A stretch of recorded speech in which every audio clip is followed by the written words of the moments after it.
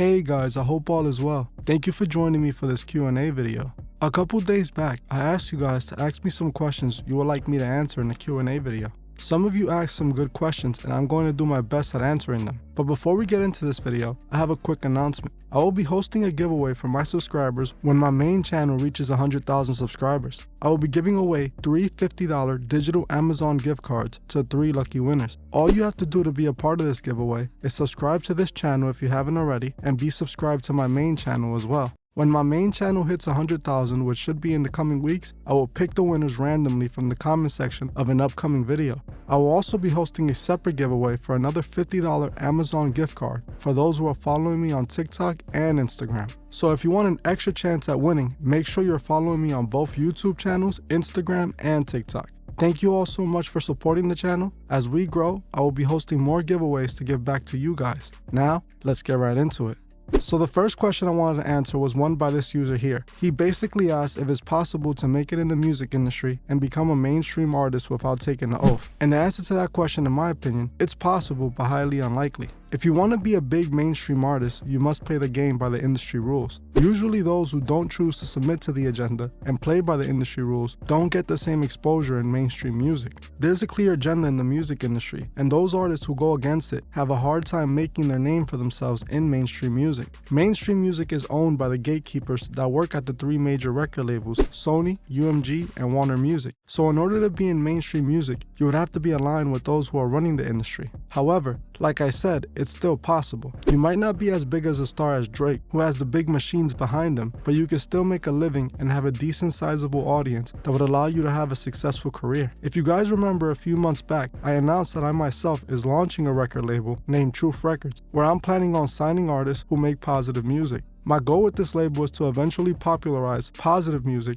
and spark a change, showing other artists that they don't have to play by the industry rules to have a music career. I have already found 2 artists that I'm getting things ready to work with, so you guys can expect music from Truth Records in the coming months. So to answer your question directly, you can make it without selling out. It's just a lot harder, and you most likely will be less famous than most mainstream artists. Now let's move on to the next question. This question was asked by a user named Kat. Kat wants to know who are the artists that I listen to, and if I stop listening to any artist, or do I look at their music differently? In all honesty, I do not listen to music as much as I used to long ago. I do not usually listen to music often these days, as I'm usually working on videos. When I do listen, it's during my research process when I'm making a video. But truly, I don't really listen to any artists like that. When I was younger, I really liked The Weeknd and plenty of the rappers of that time. I have always loved hip-hop and still do, as I was born in the Bronx and it's been a part of my entire life. In my early 20s, I still listen to a lot of music, but as I age, I kind of stopped listening to music like that altogether. Now regarding if my knowledge on these artists affected my way of listening to their music, I would have to answer yes to that. The more I learned about what's truly going on in hip-hop, the more the facade faded away and I saw what the industry was really about. Now let's move on to the next question. This question is asked by a user by the name of Bing Bong, and they want to know how do I know my information and was I once a part of the Masons? The answer to this is no. I was never a Freemason, nor have I ever been connected to the Masonic Order. I became aware of what's really going on in the industry in my teen years. I saw a documentary when I was about 14 years old that wasn't really the best source of information, but still was a good introduction into what's going on in the industry. I heard the name Illuminati for the first time, and I was curious to learn more. As a teen, this affected me deeply, as my whole world was sort of flipped upside down. As a teen, I idolized the big rappers and wanted to be just like them. This would all change when I heard the phrase Illuminati. I started seeing signs and noticed that everything was connected to certain symbols. I spent most of my teen years and early 20s researching and learning as much as I can. The more I learned, the more I saw the world differently. So to best answer your question, I research a lot, and for some reason, I tend to see things a bit differently. Now let's move on to the next question. The next question was asked by a user named Jeslyn, and she asked if I was always a believer or did something happen that brought me to God. I have always been a believer of God since a small child. As far back as I remember, I have always felt connected to God. In my teens, God wasn't my priority like many teens, but as I matured, I became more devoted to serving God, as I felt that God blessed me with what I know to help others see the truth.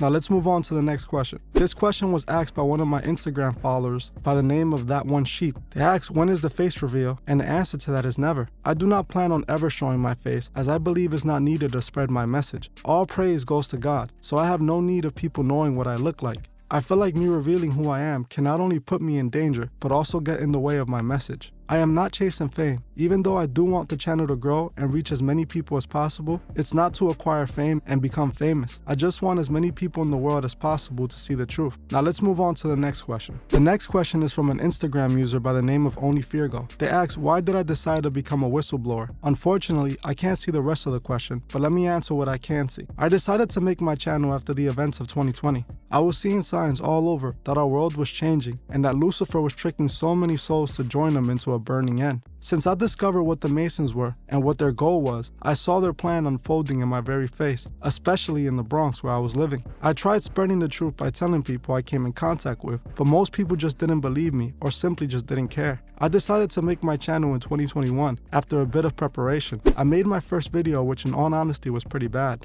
After I made that video, I felt like I had achieved something against the agenda. Even though nobody watched my video, but maybe 2 or 3 people, I felt that I had to keep making them. For a few months, I made videos with basically no audience, hoping that it would reach the eyes of those who needed to be woken up. I'm glad I did this because we have been able to build this community of people who are seeking the truth.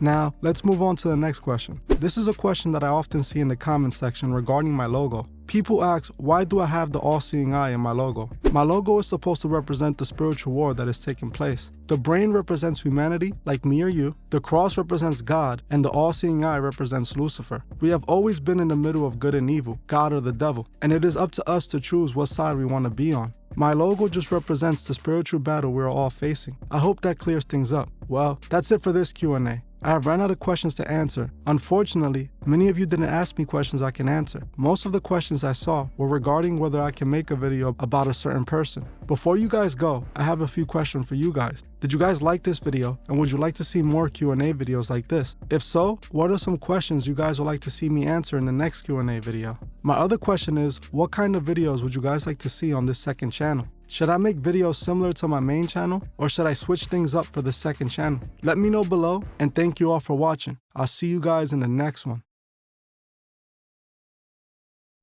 Thank you for watching this episode of The Truth Is. If you would like to further support the channel, join me on Patreon, the link would be in the description.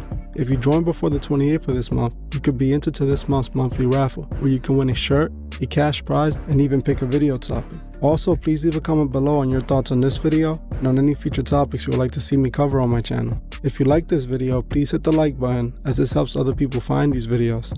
If you're new to the channel, please subscribe and hit the bell so you can be notified of future videos. Please follow me on Instagram at TheTruthIs01 and on TikTok at TheTruthIs. I will gladly appreciate it. Thank you. Goodbye.